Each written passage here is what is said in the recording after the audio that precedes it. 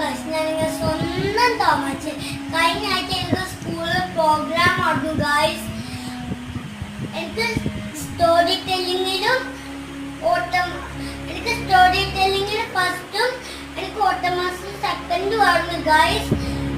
ഞാൻ ആ സ്റ്റോറി നിങ്ങൾക്ക് ഞാൻ ഷെയർ ചെയ്യാം.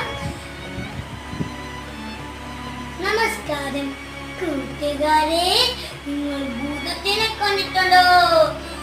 ചോരനും കൂട്ടപ്പല്ലും തുണിയാർന്ന ചെറുകുള്ള ഭൂതത്തിനെ, മനുഷ്യരെ ഒന്നതിങ്ങുന്ന ഭൂതത്തിനെ.